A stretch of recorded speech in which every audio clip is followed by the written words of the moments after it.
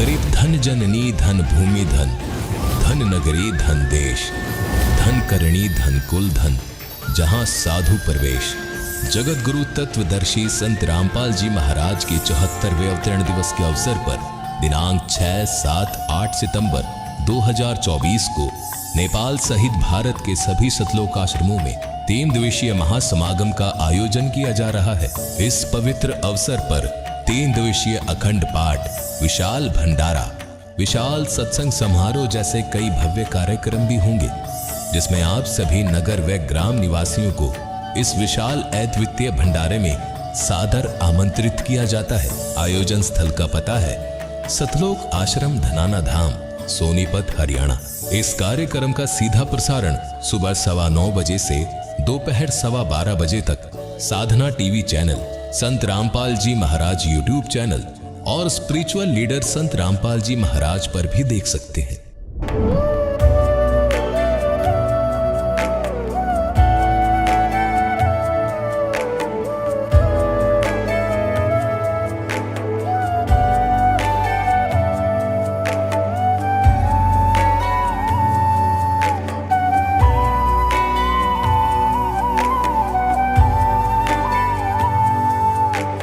जब लग गुरु मिले न साचा, तब लग गुरु करो 10 पांचा। क्या गुरु बदल सकते हैं? क्या गुरु बदलने से पाप लगता है? आध्यात्म के इस मैदान में आखिर सही गुरु कौन है? गीता जी में वर्णित तत्वदर्शी संत कौन है? इन सभी प्रश्नों के उत्तर जानने के लिए अवश्य सुनिए जगत गुरु तत्वदर्शी संत रामपाल जी महाराज के मंगल प्रवचन। दर्शकों, मनमुखी साधनाओं का परिणाम और लाइलाज बीमारियों का अंजाम अत्यंत दुखदाई होता है। ऐसे ही दुखदाई जीवन का सामना किया है नजफगढ़, दिल्ली की रहने वाली रेखा जी ने। इन्होंने देवी देवताओं, काली माता और शंकर जी की खूब पूजा साधना की। इनके भाई का भी भक्ति में रुझान था और कांवड़ लाया करता था, पर ये सभी साधनाएं शास्त्र विरुद्ध होने के कारण रेखा जी को इसका दुखद परिणाम भोगना पड़ा। भाई लापता हो गया, ससुर जी बीमार हुए और रेखा जी स्वयं प्रेत बाधा और जानलेवा बीमारी कैंसर से पीड़ित हो गईं। ये सभी कष्टों को अपने जीवन में देख रेखा जी रोया करती थीं और पूर्ण परमात्मा से ही समाधान की अर्ज करती थीं। वो कहते हैं ना कि परमात्मा को अपने बच्चे माता से भी प्रिय होते हैं, भले ही वो मार्ग से क्यों न भटक गए हों। परमात्मा किसी न किसी में प्रेरणा कर भटके श्रद्धालुओं को सही मार्ग दिखाते हैं। रेखा जी के साथ भी कुछ यूं ही हुआ। इनकी बहन ने इन्हें पूर्ण परमेश्वर स्वरूप संत रामपाल जी महाराज जी के बारे में बताया और आपको यह जानकर आश्चर्य होगा कि उनकी शरण ग्रहण करने के बाद आज रेखा जी सुखमय जीवन यापन कर रही हैं। संत जी के शुभ आशीर्वाद से इनका जानलेवा रोग कैंसर पूर्णतः ठीक हो गया। साथ ही संत जी द्वारा बताई शास्त्र अनुकूल भक्ति साधना करने से इनके साथ अद्भुत चमत्कार हुए हैं, जिसका पूरा विवरण अब आप खुद सुनिए रेखा जी की मुंह जुबानी। कैसे एक संत के आशीर्वाद से बदली उनके जीवन की कहानी। नमस्कार जी। नमस्कार जी। क्या नाम है बहन जी आपका? रेखा। बहन जी आप कहाँ से आए हैं? मैं गांव बापडोला, नई दिल्ली, नजफगढ़ की रहने वाली हूँ। बहन जी, संत रामपाल जी महाराज से नाम दीक्षा आपने कब ली? सन 2013 29 मार्च को ली थी। संत रामपाल जी महाराज से नाम दीक्षा लेने से पहले क्या आप कोई भक्ति साधना भी करते थे? करते थे जी, देवी देवता ब्रह्मा विष्णु महेश काली इन सभी की पूजा करते थे हम। तो बहन जी, जो आप देवी देवताओं की पूजा करते थे उनसे आपको क्या लाभ हुए? कुछ लाभ नहीं हुआ भगत जी। भक्ति करते करते हम इतने दुखी थे कि पूछो ही मत। मेरा भाई जो भोले शंकर की इतनी कावड़ वगैरह लाता था, 10-15 कावड़ ले आया था, लेकिन शंकर भगवान ने उसे पागल कर दिया और परिवार से दूर कर दिया। बस उस दिन से भोले शंकर से विश्वास उठ गया, लेकिन भक्ति नहीं छोड़ी। कब काली माँ की पूजा करते थे, आसपास के लोग यही कहते थे कि इतनी बड़ी देवी है ये कि आपको तो कहीं घूमने की जरूरत ही नहीं। हम उसकी भक्ति करते करते, माँ रोती थी भाई के मारी, भाई हम परिवार को छोड़ के कहीं निकल गया था भगत जी। जी तो वो पागल हो गई थी एक प्रकार से। मेरा पूरा परिवार रोता था। हमने खूब पैसा लगाया, टीवी में भी बताया, अखबारों में भी निकाला, पर्चे भी छपवाए, सब तरह हमने अपने भाई को ढूंढने का प्रचार किया, लेकिन हमारा भाई नहीं मिला। तो भोले शंकर से हमारा विश्वास उठ गया और काली माँ की पूजा करते करते भी हम सुखी नहीं थे। फिर मेरी शादी हो गई। मेरे ससुर जी भोले शंकर के कट्टर पुजारी मिले। वो कावड़ लाते लाते भक्ति करते करते भी दुखी थे जी। वो कभी उनका दिल में दर्द होता, कभी सांस फूल जाता, कभी नमूनिया हो जाता, कभी कुछ हो जाता। गरीबी थी, गरीबी देखी थी और कुछ नहीं देखा। और फिर जिस 2 लड़की हैं जो उसके बाद मैंने कोई मेरा है ना गले में कैंसर होगी। कैंसर मैं गले तो ना तो कुछ खाया जा ना कुछ पिया जा, बस यही हो गया था कि हालात ये हो गए थे। मैं परिवार के आगे रोया करती कि मुझे है ना मैं मर बेसक जाऊं, लेकिन मेरे लड़कियों की मुझे चिंता है। मेरी लड़की कैसे जिएंगी माँ के बिना इनके। तो फिर मैं जी करनाल तक घूमी। करनाल के डॉक्टर बोले कि 8,000 रुपये लगेंगे, आपके गले में शीशा उतरेगा। उनका ठीक है उतरवाएंगे। फिर उनका एक बार है ना ये करनाल का तो दिखा लिया, एक बार दिल्ली में जाकर और देखा। दिल्ली वाले भी बोले कि आपके गले में शीशा उतरेगा और शीशे तक पता चलेगा कि भाई आपका क्या बीमारी है। उनने जी कैंसर डिक्लेयर कर दी। फिर मैं भूत आने लग गए। वो भूत कभी तो ये बोलता कि मैं तुम्हारा पितर हूँ। वो प्रेत मेरे माता भूत प्रेत जब बोलता कि ओका भरो, मैं ओका पीऊँगा, ओका पीता प्रेत, और फिर बीड़ी पीता, और फिर उन्होंने कहता मेरे तो चूरमा बनाओ। लेकिन मेरे और मेरे भगत जी जो मेरे आदमी हैं उनको कोई भी लाभ नहीं हुआ। फिर बीमारी ने इतना घेर लिया कि बस पानी भी अटकने लग गया। बहन जी, आपने बताया कि पहले आप जो शिव जी की भक्ति करते थे और भी भक्ति साधनाएं आपने की, उससे आपके भाई लापता हो गए, आपको भूत प्रेत की समस्या हो गई और आपका पूरा परिवार दुखी था। आपको कैंसर जैसी भयानक बीमारी भी हो गई। तो इन सब परेशानियों के बीच आप संत रामपाल जी महाराज की शरण में कैसे आए?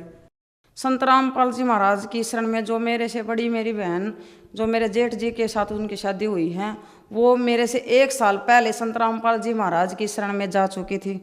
उसने मुझसे कहा कि डॉक्टरों को तो खूब घूम ली, एक बार संत रामपाल जी महाराज की ज्ञान गंगा जीने की राह पढ़ के एक बार मेरे साथ चल के देख, वहाँ तुम्हें अच्छा लगे तो तू देख लेना, नहीं तो मत देखना, तू एक बार चल के तो देख मेरे साथ। फिर मैं जी बरवाड़ा आश्रम में गई। संत रामपाल जी महाराज से मैंने नामदान तो नहीं लिया, लेकिन मैं वहाँ का आश्रम देख के आई। फिर तो खाने के भी ऐसे हो गए कि बस दिन रात रोना ही रोना कि अब तो आज मरी। परिवार वाले भी रोते, सब रोना, घर में बस रोना यही हो रहा था कि आज वहाँ ले चलो, आज वहाँ ले चलो, आज वहाँ ले चलो, उस डॉक्टर के ले चलो शायद वहाँ बच जाए, उस डॉक्टर के ले चलो आज वहाँ बच जाए। कभी आवाज़ चली जाती तो कभी सांस घुट जाता। खाने के मात्र दलिया चमचों से गिरने लग गए थे मेरे मुंह में, वो भी उल्टा गिरने लगा था। तो मैं सोच लिया था कि मेरा भाई बोला करनाल चल, करनाल जो डॉक्टर है वो स्पेशल इसका गला और नाक कान का ही हम वहाँ दिखा। उसने भी बोल दिया कि गले में कैंसर है। तो मैं डॉक्टर के घर से आई तो मेरी बहन जो मेरे साथ मेरे गांव में शादी हुई मेरी बहन बोली, रेनू नाम है उसका, वो संत रामपाल जी महाराज से मेरे से 1 साल पहले जुड़ी थी। वो बोली एक बार मेरे गुरुजी के साथ चल तो तू नामदान ले। तो मैंने वहाँ उसकी बात मानी और मैं उसके साथ सत्संग, अगले ही एतवार का सत्संग था, मैं सत्संग में गई, मैंने नामदान लिया और मात्र गुरु संत रामपाल जी महाराज आशीर्वाद की लाइन में लग गई। उन्होंने मेरे चेहरे की तरफ देख कर हंसा, संत रामपाल जी महाराज, और मेरे सिर पे हाथ रखा। मैंने बोला गुरुजी मेरे गले में कैंसर बताई है। तो गुरुजी बोले जा बेटा भक्ति कर ठीक हो जाएगी। तो फिर मैंने मार्च 2013 को 29 मार्च को गुरुजी से नामदान ले लिया। आपने संत रामपाल जी महाराज से 2013 में नाम दीक्षा ली। आपकी बहन ने आपको बताया था कि आपके गले का कैंसर संत रामपाल जी महाराज की शरण में जाने के बाद ठीक हो जाएगा। तो क्या आपके गले का कैंसर संत रामपाल जी महाराज से नाम दीक्षा लेने के बाद ठीक हुआ? और क्या कोई और भी लाभ आपको संत रामपाल जी महाराज से नाम दीक्षा लेने के बाद हुआ? संत रामपाल महाराज के आशीर्वाद मात्र से मेरे गले में जो कैंसर की गांठें थी वो बिल्कुल ठीक हो गई, और मेरे दिल में छेद था वो भी संत रामपाल जी महाराज के आशीर्वाद मात्र से ही बिल्कुल ठीक हूँ मैं। और मैं जो यहाँ घूमा करती इन पंडितों से पूछती थी कि मेरा लड़का, तो वही बोलते थे कि तेरे क्रम में लड़का नहीं है।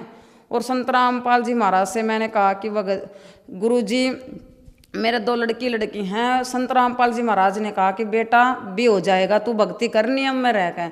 तो मैंने भक्ति करी, तो मेरा आज परमात्मा ने, सतगुरु रामपाल जी महाराज ने मेरा बेटा भी दिया, जबकि मेरे 2-3 गर्भपात भी हो चुके थे। आज मेरा बेटा है तो सिर्फ संत रामपाल जी महाराज के ही कारण हैं। और पितर ये बोल रहे थे कि तुम्हें बेटा नहीं होगा, तो मालिक ने बोला था कि मावस के वाले दिन, पितरों का जिस दिन होगा ना, उसी दिन तुम्हें बेटा होगा। और मेरे संत रामपाल जी महाराज ने जिस दिन की मावस थी ना, सुबह 8 बजे ही मेरा बेटा हुआ। ये भूलने लायक नहीं है। और मेरे को संत रामपाल जी महाराज ने जीवन दान बेटा दिया। और मैं एक झोपड़ी मात्र में रहती थी, आज मेरे संत रामपाल जी महाराज ने बढ़िया मकान, बहुत ही बढ़िया मकान बनवाया। जैसे हमारे जो हैं, हमारी साथ संगत हमारे वहाँ भंडारा करने, सत्संग करने आई थी, तो मेरे मन में ये आ गया था कि मेरा घर तो इतना गंदा है और भगत जी क्या सोचेंगे ऐसा घर। इतना सोचने मात्र से ही मैंने तो अपने संत रामपाल जी महाराज से अरदास भी नहीं लगाई कि मेरा घर गंदा है।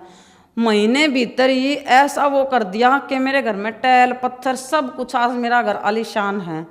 मैं संत रामपाल जी महाराज का दिया आज सब कुछ मेरे पास है, नहीं तो हम तो बिल्कुल ये किसी लायक नहीं थे। और फिर किसी कारण से मेरे आदमी की दुकान छूट गई थी, तो बिल्कुल रोड पे आ गए थे हम।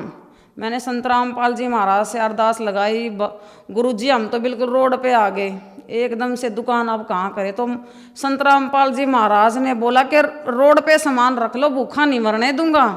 और आज यही है, मेरे जो पति हैं उनकी दुकान आज इतनी बढ़िया चल रही है कि हमारे घर में किसी चीज़ की भी कमी नहीं है। हम संत रामपाल जी महाराज की शरण में जाने से बिल्कुल सुखी हैं। हमारे रोग भी कट गए, हमारे संतान भी पूरी होगी, घर भी बढ़िया बन गया। और मेरे जो पति हैं उनकी दुकान भी बहुत ही अच्छी चल रही है। मालिक की दया से आज हमारे पास सब कुछ है। जो 8 प्रॉब्लम थी, मेरे दिल में छेद था, उसकी रिपोर्ट तो मैं साथ भी लाई हूँ, आपको दिखा सकती हूँ। मेरे दिल में जो छेद था उसकी ये पंथ की रिपोर्ट है, नई दिल्ली की। और यहाँ पे मेरे ये दिल में छेद था। बहन जी, संत रामपाल जी महाराज से नाम दीक्षा लेने के बाद आपके घर में सुखों का भंडार आ गया, आपकी बीमारियां दूर हो गई, कैंसर जैसी भयानक बीमारी से आपको छुटकारा मिल गया। तो जो श्रद्धालु आज आपको सुन रहे हैं, आप उन्हें क्या संदेश देना चाहेंगी? मैं संदेश देने के लायक तो नहीं, संदेश तो हमारे संत रामपाल जी महाराज ही देते हैं, लेकिन हम उनके सुखों का बखान जरूर कर सकते हैं। हमें इतना सुख मिला है तो आप संत रामपाल जी महाराज की शरण में जुड़ो। ये शास्त्रों के अनुसार भक्ति बताते हैं, ये पाखंडों से बचाते हैं। इनकी शरण में जुड़ने से हम ये मोक्ष भी होगा और हमें सुख भी मिलेंगे। संत रामपाल जी महाराज से नाम दीक्षा कैसे ले सकते हैं? संत रामपाल जी महाराज से कई चैनलों पे आज के टाइम सत्संग चल रहे हैं और जिला वाइज सत्संग होते हैं। संत रामपाल जी महाराज के सत्संग सतल हैं, चैनलों पर सत्संग आता है, उसके नीचे जो पीली पट्टी चलती है उन पे जो फ़ोन नंबर है उन पे संपर्क करके हम जिला वाइज जो कोऑर्डिनेटर हैं उनसे संपर्क करके अपना नामदान ले सकते हैं। धन्यवाद जी। धन्यवाद जी। सत साहेब। दर्शकों, अभी आपने सुने संत रामपाल जी महाराज से दीक्षा प्राप्त करके सुखी हुए भक्त के अनुभव। अब देखिए जगत गुरु तत्वदर्शी संत रामपाल जी महाराज के मंगल प्रवचन। परम पिता परमात्मा पूर्ण ब्रह्म सर्व सृष्टि रचनहार कबीर परमेश्वर जी की असीम रजा से आप सभी पुण्यात्माएं सत्संग सुन रहे हैं। सत्संग उन्हीं पुण्यात्माओं को प्राप्त होता है जिन पर परमेश्वर की असीम रजा होती है। परमेश्वर की असीम रजा किन पुण्यात्माओं पर होती है? जो पूर्व जन्म के भक्ति युक्त होते हैं। क्योंकि मनुष्य जीवन 2 प्रकार से प्राप्त होता है। एक तो पूर्व जन्म के शुभ संस्कारों के आधार से प्राप्त होता है, दूसरा टर्न वाइज होता है, एक विधान है प्रभु का, परमात्मा का, कि प्रत्येक प्राणी को 84 लाख प्रकार के प्राणियों के जीवन में एक पूरा चक्कर लगा लेने के उपरांत एक मानव शरीर अवश्य प्राप्त होता है। ये परमेश्वर कबीर जी की हम प्राणियों पर एक विशेष रजा है, और जिस कारण से विवश होकर के इस काल ने हमें एक मनुष्य जीवन देना ही पड़ता है। और वो मानव शरीर ही हमारे लिए एक गोल्डन चांस होता है, एक स्वर्ण अवसर होता है शुभ कर्म करने का, दान धर्म करने का और मोक्ष प्राप्त करने का। और मानव शरीर प्राप्त करके भी हम मोक्ष प्राप्ति नहीं करते तो भारी भूल है प्राणी की। उसका कारण क्या है? उसका कारण ये है कि जो मानव शरीर प्राप्त प्राणी जो पूर्व जन्म के संस्कार से मानव शरीर प्राप्त किए हुए हैं, वो परमात्मा की भक्ति के लिए अवश्य कहीं ना कहीं जुड़ जाते हैं। चाहे वो अपनी परंपरागत साधनाएं करें या कोई गुरु बना करके उसके बताए अनुसार भक्ति करें, वो भक्ति के बिना, भगवान के बिना वो रह नहीं सकते, चाहे वो दुख में सुमरन कर रहे हो चाहे वो सुख में कर रहे हो। और दूसरी प्रकार के जो प्राणी होते हैं जो टर्न वाइज यानी नंबर 84 लाख योनियों में कष्ट उठा करके वो फिर मानव शरीर जो प्राप्त किए हुए होते हैं वो भक्ति नहीं करते। उनका स्वभाव पशुओं जैसा ही होता है, बकवाद करना, शराब पीना, मांस खाना, झगड़े करना, बेमतलब किसी के साथ खसना, जैसे पशु जा करके दूसरे को बेमतलब टक्कर मार देते हैं, झगड़े बढ़ जाते हैं।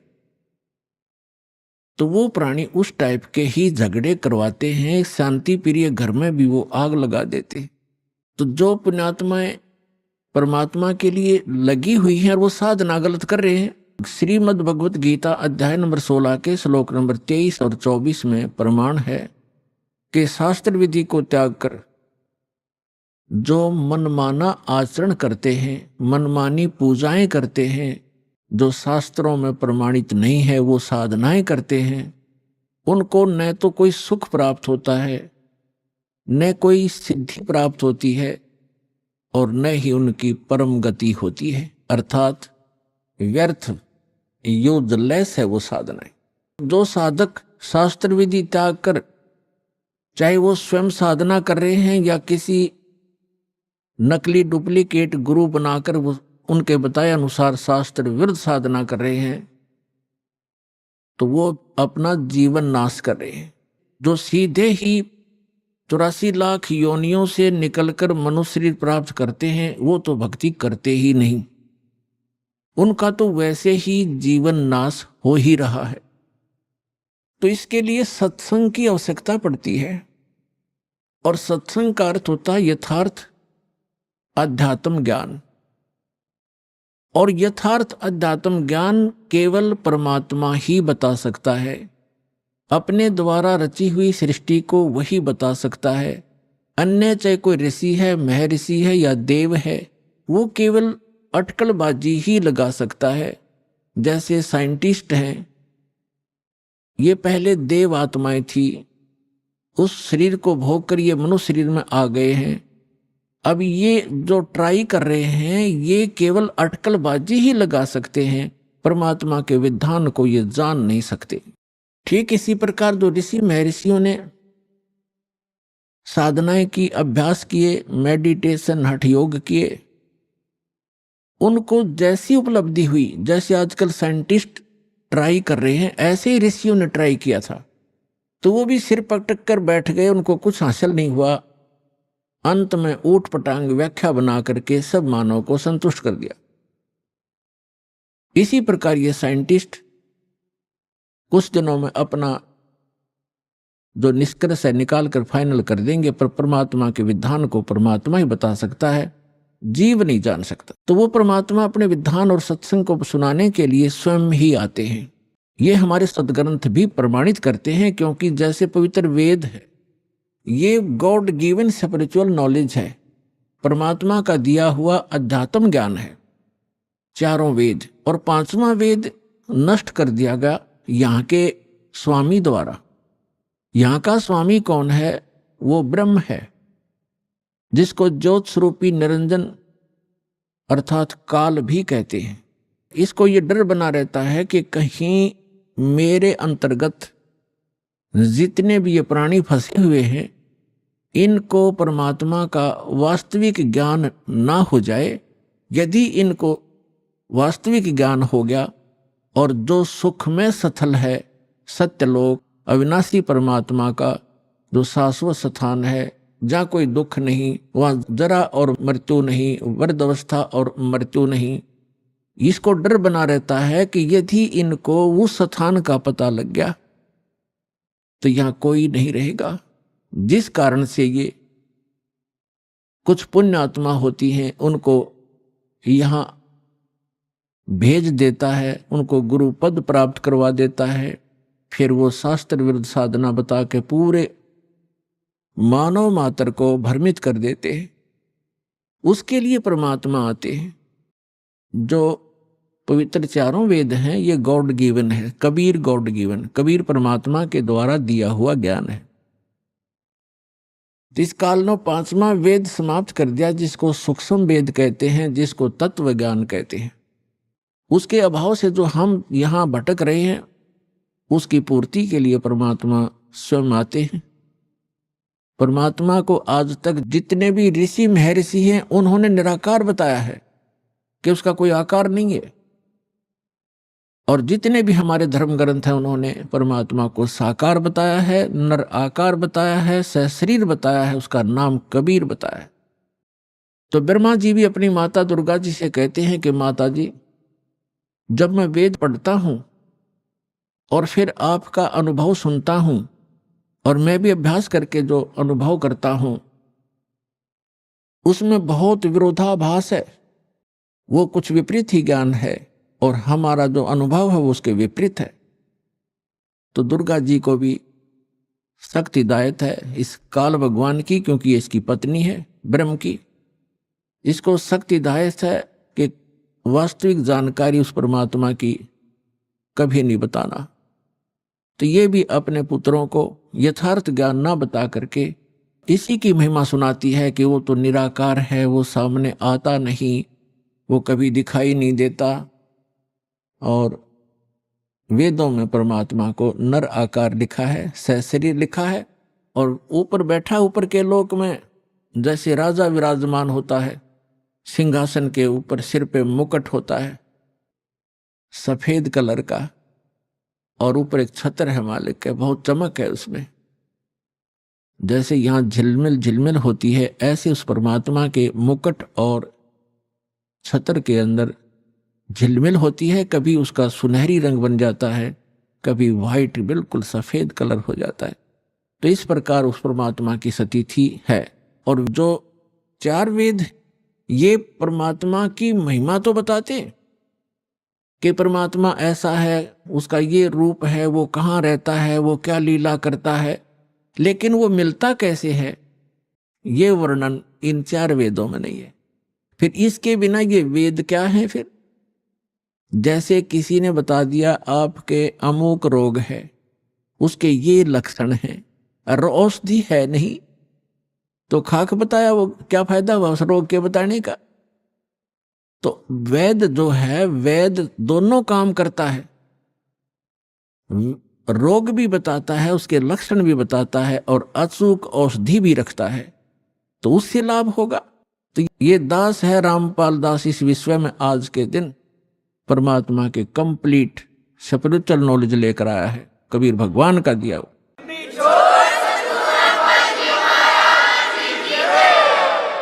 और परमात्मा स्वयं आते हैं, वो ज्ञान देते हैं।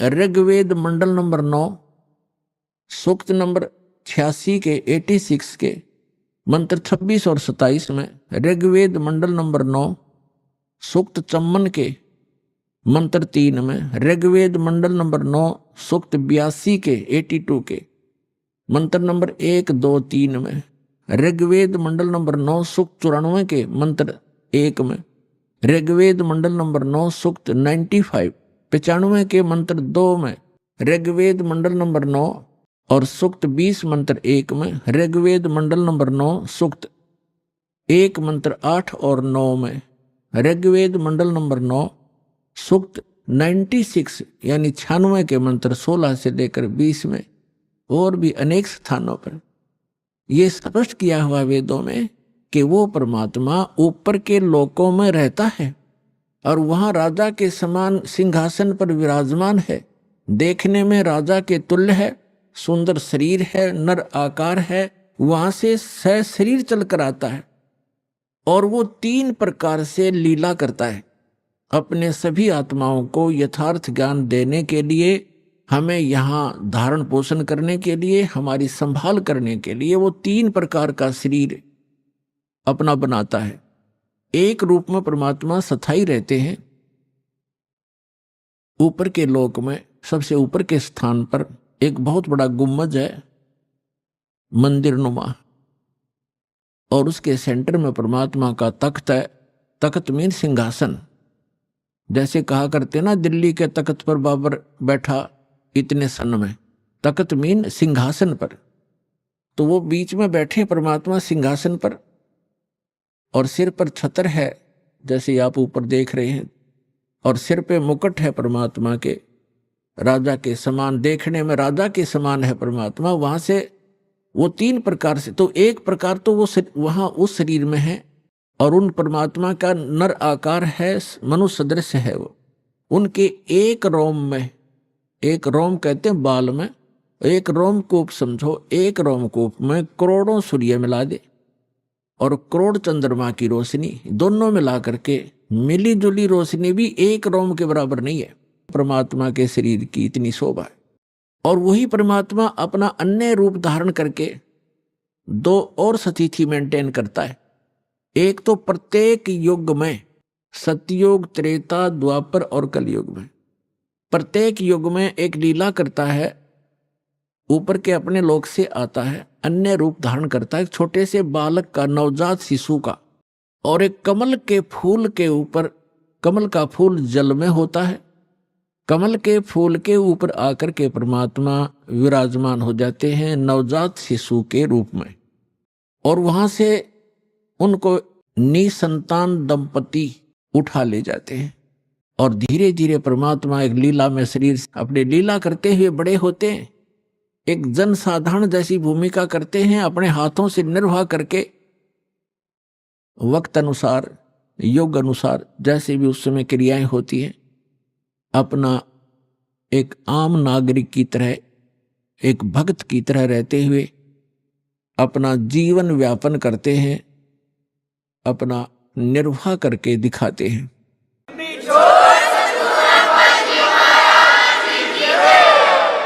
और फिर वो धीरे धीरे बालक रूप थोड़ा सा बड़े होते हैं, 5-4 वर्ष की आयु में ही बड़े बड़े विद्वानों को अध्यात्म ज्ञान में पराजित कर देते हैं, उनके छक्के छुड़ा देते हैं। फिर वो बड़े होकर के तत्वदर्शी संत कहलाते हैं, अपनी महिमा आप ही बताते हैं। अपनी महिमा को वो लोकोक्तियों के माध्यम से, दोहों के माध्यम से और शब्दावली के माध्यम से, यानी पद्य भाग में सुनाते हैं, जिस कारण से वे एक कवियों में से भी एक प्रसिद्ध कवि की पदवी प्राप्त करते हैं। लेकिन वो होते हैं परमात्मा, क्योंकि कवियों के ज्ञान में, उस ज्ञान से पता चलता है कवि अपने स्तर की केवल एक पोइम बना सकते हैं, अध्यात्म ज्ञान नहीं बता सकते। और कबीर परमात्मा को कवि कहने लगे हम अज्ञानता से। उन्होंने जो ज्ञान दिया है वो 4 वेद, 18 पुराण, 6 शास्त्र, महाभारत, श्रीमद् भगवद गीता, कुरान और पुराण बाइबल, इन सभी का एक मिला जुला ज्ञान है। जो उनके अंदर ज्ञान है वो तो ज्ञान इसमें है ही है, परमात्मा के द्वारा दिए ज्ञान में। जो उनके अंदर ज्ञान उपलब्ध नहीं है, जो भक्ति विधि नहीं है और वो तत्व ज्ञान है, वो भी बता रखा है। तो वो परमात्मा थे, भले ही हम उनको कवि कहने लगे। तो जिस प्रकार परमात्मा दूसरी प्रकार की जो स्थिति है, प्रत्येक युग में एक बालक रूप धारण करते हैं, धीरे धीरे बड़े होते हैं, तो उस समय जब वो बालक रूप में प्रकट होते हैं, ये भी एक उनका उन भगवान के पहचानने के लक्षण हैं कि वो बचपन में किसी माँ का दूध नहीं पीते, कंवारी गायों का दूध पीते हैं। तो कंवारी गायों के दूध से उनके परवरिश की लीला होती है। ये वेद बताते हैं, ऋग्वेद मंडल नंबर 9 सूक्त नंबर 1 मंत्र 8 और 9 में ये दोनों प्रमाण हैं। 3 प्रकार की शरीर परमात्मा धारण करते हैं और नवजात शिशु रूप में जब प्रकट होते हैं उस समय उनकी परवरिश की लीला कंवारी गायों से होती है। और परमात्मा कबीर जी ने 600 वर्ष पहले जब वो आए थे, ये लीला की थी, उन्होंने यही लीला की थी। 25 दिन के हो गए थे, कुछ आहार किया नहीं, माता पिता चिंतित हो गए। तब भगवान शिव आए शिवपुरी से, कबीर परमात्मा के आदेश से, क्योंकि यहाँ के जैसे एक प्रांत के मंत्री होते हैं, तो जैसे प्रधानमंत्री यहाँ आएगा तो उसकी व्यवस्था यहाँ के मुख्यमंत्री और मिनिस्टर वही करवाते हैं, आगे खड़े हो जाते हैं। तो इस प्रकार ये यहाँ के मंत्री हैं। श्री ब्रह्मा जी रजोगुण विभाग के, श्री विष्णु जी सतोगुण विभाग के और श्री शिव जी ये तमोगुण विभाग के। जो नीरू और नीमा नाम के जो जुलाहा थे वो उसी जन्म में ब्राह्मण थे। गौरी शंकर और सरस्वती उनका नाम था। मुसलमानों ने उनको जबरदस्ती बाई फोर्स उनको मुसलमान बना दिया था। हिंदुओं ने उनको अपने जाति से अलग कर दिया था। तो पहले वो उनकी रोजी रोटी कथा करके प्राप्त उस दक्षिणा से चला करती थी, वो बंद होगी। इसलिए उन्होंने जुलाहे का कार्य शुरू किया था और जिस कारण से वो जुलाहा कहलाए। तो वो शिव के पुजारी थे ब्राह्मण, जब वो ब्राह्मण थे, लेकिन भले ही मुसलमान बन गए थे, लेकिन भगवान शिव की याद उनको फिर भी सता रही थी। तो भगवान शिव से उन्होंने अर्ज की थी, नीरू और नीमा ने, कि हे भगवान, हे शिव जी, पहले तो हमारे कोई संतान नहीं थी, आपने दया बख्शी, कमल के ऊपर ये बालक दे दिया, अब ये खा कुछ नहीं रहा, 25 दिन हो गए, उसके मुंह की तरफ देख रहे हैं, रो रहे हैं। तो तब परमात्मा की प्रेरणा से भगवान शिव वहां आए और परमात्मा को गोदी में लेकर कहा कि आपका बच्चा दिखाओ। एक साधु रूप में आए शिव जी और परमात्मा को गोदी में लिया। तो परमात्मा ने, कबीर परमेश्वर जी ने कहा कि हे महात्मा जी, इनसे कहो एक कंवारी गाय लावें और उसके ऊपर आप अपना आशीर्वाद भरा हाथ रख देना गऊ पर, कंवारी गाय पे वह दूध देवेगी, वो दूध पीऊंगा। ऐसा ही किया गया। तो ये पुण्यात्मा आज से 600 वर्ष पहले घटी घटना है। आज की कोई लोक वेद नहीं, दंत कथा नहीं जो दास आपको सुना रहा है। एक तो आप निश्चिंत हो जाना, ये दास जो वचन कहेगा वो बेप्रमाणित नहीं होंगे, वो प्रमाणित होंगे। ये कबीर सागर है। आज से 600 वर्ष पहले आदरणीय धर्मदास साहिब जी, जो परमात्मा की एक प्यारी आत्मा थे, उन्होंने लिखा था जो भी घटना भगवान के साथ घटी थी, जो परमात्मा ने उनको बताई, सृष्टि रचना और कैसे कैसे अपनी लीला परवरिश की सारी बताई, वो उस समय लिखी गई थी 600 वर्ष पहले। और आज हमारे सदग्रंथ कबीर सागर के अंदर आपको प्रमाणित करते हैं। देखिएगा, ये कबीर सागर संपूर्ण 11 भाग, खेमरा श्री कृष्ण दास प्रकाशन, मुंबई। ये कबीर पंथियों का ही प्रकाशित है। कबीर पंथी भारत पथिक स्वामी युगलानंद बिहारी द्वारा प्रस्कृत खेमराज मुद्रक एवं प्रकाशक हैं खेमराज कृष्णदास, अध्यक्ष श्री वेंकटेश्वर प्रेस, खेमराज श्री कृष्णदास मार्ग, मुंबई। ये अब इसके हम आपको ले चलते हैं 74 पृष्ठ पे। जैसे थोड़ा मौखिक बताते हैं। अभी आपको बताया कि परमात्मा नवजात शिशु रूप धार करके कमल के फूल पर प्रकट हुए थे। नीरू और नीमा ये दो जुलाहा थे, दंपति थे, पति पत्नी थे। नीरू पति का नाम, नीमा उसकी पत्नी का। तो अब जब बच्चे ने कुछ खाया पिया नहीं कुछ दिन तक, तब रामानंद जी के पास वो नीरू गया, क्योंकि साधु संतों से ही ऐसी कोई दिक्कत होती है, उनसे सलाह लेते हैं। तो स्वामी रामानंद जी एक बड़े महापुरुष विद्वान पुरुष माने जाते थे, वेदों, गीता और पुराणों के, और बहुत सुप्रसिद्ध महात्मा महर्षि कहलाते थे, पंडित जी थे। पंडित जी उस समय जो ब्राह्मण गुरु होते थे वो अन्य जाति वालों को शिष्य तो नहीं बनाते थे, लेकिन उनको जंतर मंत्र अवश्य बताते थे। अब देखिएगा, ये कबीर सागर है, इसके 74 पृष्ठ पर ज्ञान सागर, ये ब्रैकेट के अंदर जो पृष्ठ है ये 74 पृष्ठ, और ये ज्ञान सागर नामक एक चैप्टर है।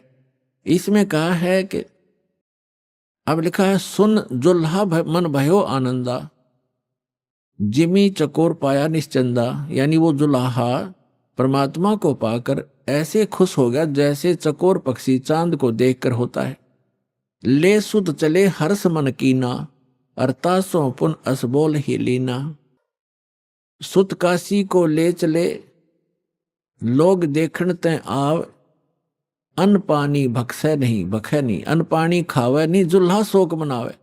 अब जब परमात्मा को नीरू और नीमा लेकर आ गए, दुनिया तो देखने आवे, ऐसा सुंदर शरीर था परमात्मा का कि कोई बच्चा उन जैसा खूबसूरत नहीं था, जिस कारण से आसपास के नगरी के सभी लोग उसको देखने के लिए आने लगे। और नीरू और नीमा को चिंता बनी हुई थी कि बालक कुछ खा नहीं रहा, ये कुछ दिन का ही मेहमान है, वो इससे दुखी थे। देखिएगा, सुत काशी को ले चले लोग देखण तय आव, अन्न पानी बख्शै नहीं जुल्हा शोक मनावे। कुछ खा नहीं रहा इसलिए जुल्हा दुखी हो रहा था। तब जुल्हा मन कीन तिवाना, रामानंद सो कही उत्पाना। स्वामी रामानंद जी के पास जाकर सारा कुछ कहानी बताई। मैं सुत पायो बढ़ा गुणवंता, कारण कौन बखै नहीं संता। कि हे महात्मा जी क्या कारण है, वो कुछ खा नहीं रहा। रामानंद ध्यान तब धारा, जुल्हा सो तब वचन उचारा। ये बात कही दुल्हे को, पूर्व जन्म में तो ब्राह्मण जाति, अरे हर सेवा की नहीं बलबाती। कुछ तब सेवा हर की चूका, ताते भयो जुल्हा का रूपा। प्रीति प्रभु गह तोर लेनी, ताते उद्धान में सुत तो दीना। तो पिछले जन्म में ब्राह्मण था, तो कोई भगवान की भक्ति भूल गया, कोई चूक पड़ गई तेरे ते, जिस कारण से तू ब्राह्मण से जुल्हा बन गया। और तेरी उस प्रीति को देखकर भगवान ने आपको जंगल में ये पुत्र दे दिया। ये देखो, प्रीति प्रभु गए तो लीना, ताते उद्धान में तो सुत तो दीना। अब ये नूरी नहीं है, नीरू है, ये मिसप्रिंट है कई जगह। हे प्रभु जस किन्हो तस पायो। अब वो नीरू कहता है जुल्हा कि मैंने जैसा किया था वो तो मुझे मिल गया, और आर्त हो तो दर्शन आया, संकट में मैं तेरे पास आया हूं। असो कहिए उपाय गुसाई, बालक अक्सुदावंत कुछ खाई। रामानंद अस युक्ति विचारा, तुम सुत कोई ज्ञानी अवतारा। आपका पुत्र कोई विद्वान पुरुष है। बछिया जाही बैल नहीं लागा, सोले ठाड करते ही आगा। कहते एक बछिया ले आओ जिसको बैल ने टच ना किया हो, यानी कंवारी, अनटच्ड कंवारी। बछिया जाही बैल नहीं लागा, सोले ठाड करते ही आगा। उसके सामने खड़ा कर दो, उस बच्चे के सामने कंवारी गाय लाके। दूध चले ते थन ते, दूध ही देव छिपाई। और अक्सुदावंत होवे ता ताको देखवाई, फिर उसको पिला देना। जुल्हा एक बछिया ले आवा, और चलो दूत कोई मरम न पावा। चलो दूत जुल्हा हरसाना, राख छिपाई काहो नहीं जाना। अब यहाँ दूत शब्द है, ये लेखकों ने क्योंकि कुछ इसमें गड़बड़ कर दिया, जैसे ये कबीर पंथियों ने थोड़ी बहुत इसमें अपनी बुद्धि से दोबारा प्रिंट कराते समय कुछ परिवर्तन करने की चेष्टा की है। अब वो दूत कौन था? अब गरीबदास साहिब जी गांव छुड़ाने जिला झज्जर वाले को वही परमेश्वर पुनः आकर के मिले। पर जैसे दास बता रहा है कि 3 प्रकार की स्थिति से वो परमात्मा हमारी सबकी संभाल करता अपने बच्चों की। और वही ऋग्वेद मंडल नंबर 9 सूक्त 1 मंत्र 8 में प्रमाणित है कि वो परमात्मा 3 प्रकार के शरीर धारण करता है हम सबका धारण पोषण करने के लिए, हमें संभालने के लिए। तो दूसरी प्रकार की स्थिति दास आपको क्लियर कर रहा है कि एक बालक रूप धारण करके आता है। और तीसरी प्रकार की स्थिति में वो परमात्मा जहां चाहे कभी भी किसी साधु महात्मा संत के रूप में प्रकट होकर अपनी प्यारी आत्माओं को, अच्छी आत्माओं को मिलकर उनको तत्व ज्ञान से परिचित कराते हैं और अपने आप भगवान को भगवान सिद्ध कराने के लिए, क्योंकि काल ने ज्ञान मिथ्या कर दिया होता है, अध्यात्म ज्ञान को नष्ट कर दिया होता है, इसलिए अपने साक्षी तैयार करता है, उन महापुरुषों को सतलोक ले जाता है, वापस छोड़ता है। तो वो तीसरी प्रकार की स्थिति में वो परमात्मा आते हैं और उन प्यारी आत्माओं को मिलते हैं। किन किन को मिले इस कलयुग में दास के जो नॉलेज में है? आदरणीय धर्मदास साहिब जी को, आदरणीय मुल्कदास साहिब जी को, आदरणीय दादू साहिब जी को, आदरणीय नानक साहिब जी को, जो सिख धर्म के प्रवर्तक हैं, उनको जो परमात्मा आकर मिले हैं, जो सतपुरुष आकर मिले हैं सतलोक से, जो वहां जहां वो रहते हैं वहां से चल कर आते हैं, सीधे साधु रूप धारण कर लेते हैं, जिंदा महात्मा का रूप बना लेते हैं।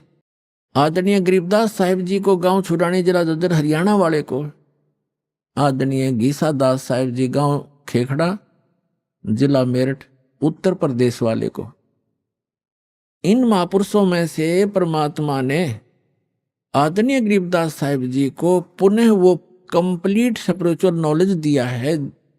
किस लिए?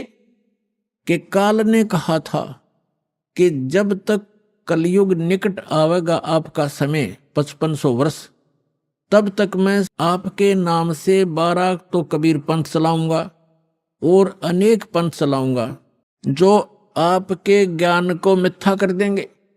इसलिए परमात्मा ने आदरणीय गरीबदास साहिब जी को सचखंड ले जाकर अपने से परिचित कराकर और कंप्लीट स्पिरिचुअल नॉलेज, संपूर्ण अध्यात्म ज्ञान उनके अंदर फीड कर दिया। उस पुण्यात्मा ने गरीबदास साहिब जी ने अपने मुख कमल से बोल बोल के वो लिखवाया। उसमें लिखा है कि शिव उतरे शिवपुरी से अवगत बदन विनोद, और मैं के कमल और लिया ईस को गोद। अन ब्यावर को दूहत है, कंवारी को दूहत है, दूध दिया तत्काल, और पीवे कबीर ब्रह्म गति ता शिव भय दयाल। यानी शिव जी आए थे शिवलोक से एक साधु रूप बना के, और तब उन्होंने उस कंवारी गाय की कमर पर हाथ रखा था। परमेश्वर के आदेशानुसार नवजात शिशु रूप में परमात्मा उनके गोदी में थे, और तब वो दूध निकलना शुरू हुआ था कंवारी गाय के उसके थनों से। एक कोरा बर्तन लाया गया था कुम्हार के तय साफ, उसमें वो दूध आया था। वो सतलोक से आता है कंवारी गायों में दूध परमात्मा का, उसके अपने निज लोक से आता है। कहता है इस नकली लोक से क्या खाऊं मैं, ये आप पे भिखारी बने फिरें। तो सतलोक से आता था उस परम पिता का दूध कुंवारी गायों के माध्यम से। वो गौ जो सब पशुओं में पवित्र है, तो वो दूध परमात्मा पिया करते थे। तो वो दूध आया, फिर वो दूध चला गया, यानी वो महात्मा चले गए। 3 लोक के भगवान एक साधु संत रूप में आए थे, वो चले गए। तो ये बाकी वर्णन वो है, ये मिसगाइडेड पता नहीं। तो यहाँ पर इन्होंने रामानंद जी से जोड़ दिया। साधु संतों के पास अवश्य जाते हैं, दुखी व्यक्ति जाते महापुरुषों के पास। उन्होंने जो जंतर मंत्र बताया वो बताया कि तेरा पुत्र जो है ये आम बच्चा नहीं है, ये कोई महाविद्वान पुरुष है। और बाकी वास्तविकता जो दास आपको बता रहा है ये सत्य है। फिर भी हमने इस पॉइंट को समझना है कि जो वेद बताते हैं, जो वेद बताते हैं वो लीला की किसने है? जो वेदों में वर्णित लीला जिसने की ही इज गॉड। जो वेदों में पर लिखे हैं लक्षण भगवान के और जिसने ये लीला की है ही इज गॉड, वो है परमात्मा। तो ये लीला किसने की? अब तो आपको दिखा रहे हैं कबीर सागर से, और फिर आपको दिखाएंगे वेदों से। वेदों में यही लिखा है तो आसानी से समझ में आ जाएगा, पहचान लेंगे हम अपने परम पिता को जो हमारे लिए भटक रहे हैं, हमें खोज रहे हैं, हमें सद्बुद्धि देना चाहते हैं। हम इस काल के झूठे सुख को इसी को सुख मानकर यहीं की व्यवस्था मांगते रहते हैं। ये हो जावे, कार हो जावे, कोठी बन जावे, और सब कुछ हो गया, एकदम मृत्यु होगी फिर गधा बन जावे, या के काम आई आपके कोठियां। परमात्मा से मांगो, क्या बताते हैं भगवान?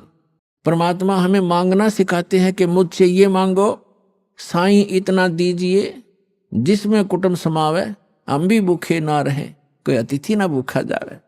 इतना मांगो भगवान से, ज्यादा मत मांगो। ज्यादा तो ये आपके दलदल बन जाएगी, आपको ये फंसा कर रख देगा। और जा में कुटुंब समावे का अर्थ है रिक्वायरमेंट ऑफ द फैमिली।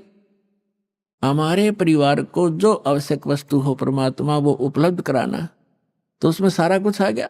शेष क्या बचा? मकान भी देगा, आजकल जो कलयुग है इसमें गाड़ी चाहिए, गाड़ी भी देगा भगवान। अब इतना ही मांगो, जा में कुटुंब समावे और हम भी भूखे ना रहे। बस अब जब अकाल गिरा करते थे, कहते हैं दिल्ली के बादशाह अपना राज त्याग कर भिक्षा मांगने के लिए फल पत्ते तोड़ तोड़ कर खाते थे। रोटी मिल जाती है टाइम पर, फिर उसके बाद बकवाद सोचता है ये मन, बड़ी कोठी बनाऊं, बड़ी कार लूं, हैं, और बैंक बैलेंस बना दूं। बैंक बैलेंस बनाना था भक्ति का और धर्म का, वो हम भूल गए। तो उसको बताने के लिए परमात्मा थे। जो प्रकरण चल रहा है हम उस पर चलते। अब इसमें ये सिद्ध हो गया कि कबीर परमात्मा जब बालक रूप में आए, उनके शिशु रूप में प्रगट परमात्मा की परवरिश की लीला कंवारी गायों से हुई। ये तो प्रमाण होया कबीर सागर में, ये कोई आज का लिखा हुआ नहीं है। 600 वर्ष पहले जो परमात्मा आए थे उसी समय आदरणीय धर्मदास साहिब जी का लिखा हुआ है और कबीर पंथियों के द्वारा सुरक्षित है।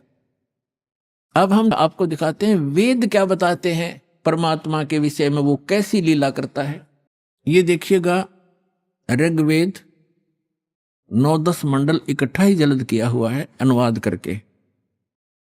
अब प्रकाशक हैं सार्वदेशी कार्य प्रतिनिधि सभा, महर्षि दयानंद भवन, रामलीला मैदान, नई दिल्ली। अब ये एक कमाल की बात एक और देखना पुण्यात्माओं, आपके ऊपर कैसी मेहर है भगवान की। यदि वेदों का अनुवाद ये दास करता, वही करना था जो इन चंद श्लोकों में उन लोगों ने किया है जो भगवान को निराकार मानते हैं। उनकी फाइनल है ये, उनका किनका? आर्य समाज वालों का, महर्षि दयानंद और उनके चेलों का। ये फाइनल फैसला है कि भगवान निराकार है, उसका कोई शरीर नहीं है, उसका कोई बॉडी नहीं है। और वेद भी उन्हीं के द्वारा अनुवादित है। ये चंद श्लोकों में परमात्मा ने उनकी दुर्बुद्धि पर पत्थर डाल दिए और एज इट इज अनुवाद करवा दिया जो वेद का होना चाहिए था। थोड़ा बहुत उन्होंने गड़बड़ी की है, वो आप बुद्धिमान समाज आसानी से समझ सकता है। परमात्मा के द्वारा दिए गए तत्व ज्ञान से उसको आसानी से समझ सकते। तो देख कमाल की बात है, आपके ऊपर रहम है दाता का कि उन्हीं के द्वारा अनुवादित में यह स्पष्ट है कि परमात्मा मनुष्य दृश्य है, वहां से चल कर आता है और वो एक पुण्य आत्माओं को मिलता है, अच्छी आत्माओं को मिलता है। और किस लिए मिलता है? उनको उपदेश देता है, उनको तत्व ज्ञान सुनाता है। और वो क्या लीला करता है ये देखिएगा। अब ये आर्य प्रतिनिधि सभा यानी महर्षि दयानंद के चेलों द्वारा अनुवादित है, जो भगवान को निराकार मानते हैं। लेकिन वास्तव में वेदों में परमात्मा नर आकार है। नर माने मनुष्य जैसा, सह शरीर है, उसका नाम कबीर है और सतलोक से चल कर आता है। वहां जहां वो रहता है निज स्थान पर, सब भुवनों प्री, सब भुवनों के ऊपर के स्थान पर तिष्ठति, वहां बैठा है भगवान, राजा के समान देखने में है। वहां से चल कर आता है, 3 प्रकार से लीला करता है। जब द्वितीय प्रकार की लीला करता है वो एक शिशु रूप धारण करके कमल के फूल के ऊपर, जल के ऊपर विराजमान होता है, जिस कारण से वो परमात्मा नारायण कहलाता है। नारायण का अर्थ होता है जल के ऊपर आके निवास करने वाला, आकर विराजमान होने वाला। और हम विष्णु जी को नारायण मान रहे थे, ये शेषनाग के ऊपर सोया करता, इसलिए नहीं, वो परमात्मा सतलोक से आता है, प्रत्येक बार यही लीला करता है और जल के ऊपर आकर विराजमान कमल के फूल पर होता है, इसलिए नारायण कहलाता है। तो वो नारायण है। और सत्यनारायण, सत्यनारायण का अर्थ होता है अविनाशी परमात्मा। सत्य माने अविनाशी, हम सत साहेब कहते हैं उसको, अविनाशी परमात्मा। तो अविनाशी परमात्मा कबीर जी हैं, श्री ब्रह्मा, श्री विष्णु, श्री शिव जी, ये नासवान परमात्मा हैं, भगवान हैं, स्वामी हैं, प्रभु हैं। इनकी जन्म मृत्यु होती है। और इसका प्रमाण है श्री देवी भागवत यानी देवी महापुराण, गीता प्रेस गोरखपुर से प्रकाशित, सचित्र मोटा टाइप, 3रा स्कंद 123 पृष्ठ पर। अभी आपने सुने संत रामपाल जी महाराज के मंगल प्रवचन। आइए अब सुनते हैं संत रामपाल जी महाराज जी से नाम दीक्षा लेकर सतभक्ति करके अद्भुत लाभ प्राप्त करने वाले अनुयायियों के विचार। दर्शकों, दिल्ली के करावल नगर की रहने वाली किस्मती दासी जी की यह कहानी उनके जीवन में आए चमत्कारिक बदलाव की है। किस्मती जी पहले विष्णु जी और अन्य देवी देवताओं की भक्ति करती थी, लेकिन फिर भी इनके जीवन में केवल परेशानियां बढ़ती जा रही थीं। इनके घर में भूत प्रेत का साया था, जिससे इनका जीवन दुष्कर हो गया था। इन्होंने कई तांत्रिकों से उपाय करवाए, लेकिन इन्हें कोई लाभ नहीं मिला। 2012 में किस्मती जी के पति को संत रामपाल जी महाराज के शिष्य ने ज्ञान गंगा पुस्तक पढ़ने की सलाह दी। पुस्तक पढ़ने के बाद इन्होंने संत रामपाल जी महाराज से नाम दीक्षा ली। इसके बाद इनके जीवन में अद्भुत बदलाव आने लगे। एक दिन जब किस्मती जी को एक भयावह अनुभव हुआ, इन्हें यमदूतों ने नरक लोक में ले जाकर लाइन में खड़ा कर दिया। लेकिन जब इन्होंने संत रामपाल जी महाराज द्वारा दिया गया मंत्र जाप किया तो इन्हें तुरंत वहां से वापस भेज दिया गया। इस अनुभव के बाद इन्होंने महसूस किया कि संत रामपाल जी महाराज ने इन्हें जीवन दान दिया है। अब किस्मती जी का पूरा परिवार संत रामपाल जी महाराज की शरण में है और उनका जीवन सुखमय हो गया है। दर्शकों, चलिए अब सुनते हैं किस्मती जी की कहानी, उन्हीं की जुबानी। नमस्कार जी। साहब जी। क्या नाम है बहन जी आपका? किस्मती दास से। बहन जी आप कहाँ के रहने वाले हैं? दिल्ली करावल नगर। बहन जी आपने संत रामपाल जी महाराज से नाम दीक्षा कब ली? 2012 में। बहन जी संत रामपाल जी महाराज से नाम दीक्षा लेने से पहले आप क्या भक्ति साधनाएं करती थीं? भगत जी हमने काल के लोक में काल की भक्ति करते, ब्रह्मा विष्णु महेश की भक्ति करते थे। फिर उसके बाद हमें मतलब गुरु बनाने की इच्छा हुई तो हमने गुरु बनाया कबीरपंथी, प्रतापगढ़ से थे। उनका नाम बैराग दास था। तो 1 साल हमने भक्ति करा, फिर हमें कुछ लाभ नहीं हुआ। जैसे मन के इच्छा नहीं पूरी हो रही थी, जैसे मन में कुछ टूटी थी। हमने कहा हमें तो गुरु बना लिए, फिर क्यों इतना दुखी रहते हैं।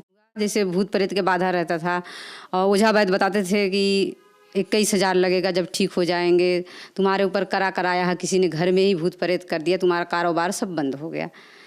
फिर हम लोग क्या करते थे, इधर उधर जाकर संतुष्टि नहीं मिलती थी। फिर कबीरपंथी में भी जुड़ गए, नाम भी ले लिया हमने बैराग दास से, उससे भी लाभ नहीं हुआ। तो फिर इन सब परेशानियों के बीच आपको संत रामपाल जी महाराज के बारे में जानकारी कहाँ से हुई? मतलब हमारे पति देव गए थे वहाँ लाल बाग इन्वेंटर लगाने, तो वहाँ गुरु गोविंद के फ़ोटो लगा हुआ था। तो उन्होंने बोला कि ये कबीरपंथी आप भी हो? बोले हाँ जी। तो बोले हम भी कबीरपंथी हैं। तो बोले कि कबीरपंथी हो कहाँ से? तो इन्होंने बताया हमने प्रतापगढ़ से नामदान लिया है। तो बोले कि हमारे पास एक ज्ञान गंगा है, आप ज्ञान गंगा पढ़ो, उसमें बहुत सारा ज्ञान है, जैसे गीता वेद पुराण शास्त्र से अनुसार भक्ति बताते हैं हमारे गुरुजी। ये भक्ति करोगे तो अपने गुरुजी को भूल जाओगे। तो बोले कि ऐसी क्या बात है ज्ञान गंगा में? तब उन्होंने दिया ज्ञान गंगा। हमारे पतिदेव ले आए ज्ञान गंगा पुस्तक। 1 साल हम लोग पढ़ते रहे, फिर पढ़ के हमें उसमें फ़ोन नंबर लिखा हुआ था। फिर हम लोग सतलोक आश्रम बरवाला पहुंच गए। वहाँ से हम लोग संत रामपाल जी से नामदान लिया। बहन जी, हमने सुना है कि जो भी श्रद्धालु संत रामपाल जी महाराज से नाम दीक्षा लेते हैं उनको कोई ना कोई लाभ अवश्य प्राप्त होते हैं, चाहे वो आध्यात्मिक हो, भौतिक हो, शारीरिक हो या मानसिक हो। तो क्या संत रामपाल जी महाराज से नाम दीक्षा लेने के बाद आपको भी कोई लाभ प्राप्त हुए? हाँ जी, बहुत लाभ प्राप्त हुआ। भगत जी से भूत प्रेत के बाधा था, सबने चढ़ाने बोला था 21,000 2100 और बकरे चढ़ाओ, पूरी हलवा चढ़ाओ मसानी के, ठीक हो जाएगा। फिर भी ठीक नहीं हुआ प्रेत बाधा। तो फिर हमने जब संत रामपाल जी के शरण में गए, नाम दीक्षा लिए, हम लोग नाम लेके आ रहे थे। जैसे हमारी बड़ी लड़की थी, उसे काल अटैक करा, उसकी जैसे दौड़ा की बीमारी थी। ट्रेन में आते ही समय यहाँ सकुर बस्ती में जैसे उसे आया भूत प्रेत के बाधा, उसने एकदम हाथ पैर अकड़ गया। फिर हम लोग अमृत जल लिए थे, गुरु जी के आश्रम से ले आए थे, संत रामपाल जी के आश्रम से लाए थे। फिर उसके पिलाए, तुरंत उसे होश आ गया। संत रामपाल जी की दया से हमारी लड़की जो थी, उसे मिर्गी का दौड़ा आता था, वो ठीक हो गई। और लड़का हमारा 18-19 साल के घर से नाराज होकर भाग गया 12 बजे रात के। फिर उसे संत रामपाल जी मिले तो बोले कि बेटा तुम ऐसा इतनी रात के तू कहाँ से यहाँ घूम रहा? तो बोला कि मैं घर से नाराज होके आ गया। बोले कि घर से कोई नाराज होके आता माता पिता से? अच्छा घर चला जा। तो बोला कि मैं घर नहीं जाऊँगा। बोले घर चला जा, ये ट्रक जा रहा है, ट्रक पे बैठा दिए उसे, कह रहे हैं इसे वहाँ भजनपुरा छोड़ देना इस लड़के के। तो ट्रक वाला लाया, भजनपुरा छोड़ के गया। फिर 2 बजे रात घर आया। तो हमने बोला तू तो घर से नाराज होके गया था, कैसे आ गया? बोला कि एक लंबा चौड़ा आदमी मिला वहाँ, बोला कि तू यहाँ क्या कर रहा रात को? तो बोला कि मैं घर से नाराज होके आया। तो बोले कि घर से ऐसे कोई नाराज होके आता है? तो जैसे लग रहा था, वो बताया कि मुझे जैसे संत रामपाल जी महाराज एकदम बिल्कुल लंबा चौड़ा गुरु जी की तरह थे। फिर ट्रक पे बैठाया मुझे, बोले घर चला जाओ, आज के बाद नाराज होकर नहीं आते घर से माँ बाप से, जा घर पे जा। फिर आया घर पे, और जैसे हम लोग जब नाम लेके आए संत रामपाल जी से, तो जाप कर रही थी दोपहर में। तो ऐसे ही बैठे बैठे जाप करते करते मेरी आँख लग गई। तो हम दूत आए, मुझे उठा के ले गए। फिर वहाँ गई, लाइन में लगी थी, सब लाइन में लगे पड़े थे, जैसे बूढ़े जवान बच्चे छोटे छोटे सब रो रहे थे, बिलक रहे थे। उसी लाइन में मुझे भी लगा दिए। तो बोले चल लाइन में लग जा तू भी। तो मैंने कहा कि मैं लाइन में क्यों लगूँ, मैं तो गुरु बना ली हूँ, कबीर साहब की बेटी हूँ। तो बोले कि कबीर साहब की बेटी है, तेरे गुरु कौन से हैं? मैंने कहा मेरे गुरु जी संत रामपाल जी महाराज हैं, बरवाला में रहते हैं वो। तो बोले कि झूठ बोल रही, मंत्र बता। फिर मैंने कहा मंत्र तो मुझे याद नहीं है, जैसे हमारे गुरुजी कार्ड देते हैं, उस कार्ड पे मंत्र लिखा रहता है, वो हम जाप करते हैं। बोला झूठ बोलती है। फिर बोला देख मेरा भैंसा मंत्र बोलेगा अभी। वो भैंसा बोलने लगा, पहला मंत्र बोला। फिर मुझे याद आया, हाँ हाँ यही हमारे गुरुजी ने मंत्र देते हैं, जैसे संत रामपाल जी महाराज। तो बोला ठीक है, इसे छोड़ दो, नहीं तो हम लोग भी मारे जाएंगे। फिर वहाँ से मुझे छोड़ दिए, गड़गड़ गड़गड़ एकदम गोल गोल घूमते घूमते नीचे आई। मेरी आँख खुली, मैंने कहा हे बंदी छोड़, मैं कहाँ पहुँच गई थी। फिर मेरी आँख खुली, मैंने कहा हे भगवान, मैं तो आज मर गई थी, मुझे तो परमात्मा गुरु जी जीवन दान दिए संत रामपाल जी महाराज। एक लाभ और है मेरे पास, बता रही हूँ परमात्मा की दया से। जैसे हमारे पति जी जा रहे थे, एक्सीडेंट हुआ, नाले में गिर गए थे। तो पिछली भक्ति करते थे ब्रह्मा विष्णु महेश के, दुर्गा के, तो उनको वही चेतना याद थी। उन्होंने बोला हे शेरा वाली मुझे बचा लो, चेतन होश में नाम लिए। फिर उनको होश नहीं आया, फिर वैसे के वैसे ही पड़े रह गए नाले के अंदर। फिर उन्हें अचानक ही याद आया, उनको जैसे गिरे पड़े थे कि हम तो गुरु बना लिए हैं संत रामपाल जी महाराज के। फिर उनको अचानक याद आ गया परमात्मा के। फिर उन्होंने परमात्मा का नाम लिया, जैसे संत रामपाल जी महाराज हमारे। तो उनको याद करे, फिर तुरंत उठ के बैठ गए। तो वहाँ से गाड़ी चला के घर तक आए 11 बजे रात को। संत रामपाल जी की वजह से आज उन्हें जीवन दान मिला। बहन जी, संत रामपाल जी महाराज से नाम दीक्षा लेने के बाद आपकी लड़की की मिर्गी की बीमारी ठीक हुई और संत रामपाल जी महाराज ने आपको और आपके पति को जीवन दान दिया। इसके अलावा संत रामपाल जी महाराज से नाम दीक्षा लेने के बाद आपको बहुत सारे लाभ प्राप्त हुए। तो जो श्रद्धालु आज आपको देख रहे हैं, आप उनको क्या संदेश देना चाहेंगी?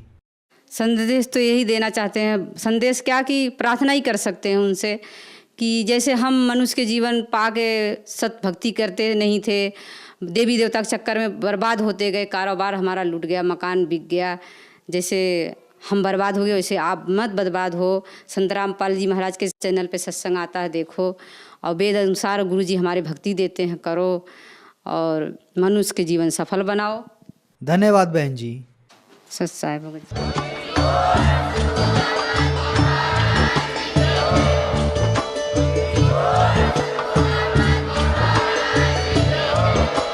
आप सुन रहे थे जगत गुरु तत्वदर्शी संत रामपाल जी महाराज जी के मंगल प्रवचन। अधिक जानकारी के लिए विजिट कीजिए हमारी वेबसाइट www.jagatgururampalji.org। संत रामपाल जी महाराज जी के शुभ आशीर्वाद से पूरे विश्व भर में 500 से भी ज्यादा नाम दीक्षा केंद्र हैं, जिन पर संत रामपाल जी महाराज जी द्वारा ऑनलाइन निशुल्क नाम दीक्षा दी जा रही है। अपने नजदीकी नाम दीक्षा केंद्र का पता करने के लिए संपर्क करें 8222880541।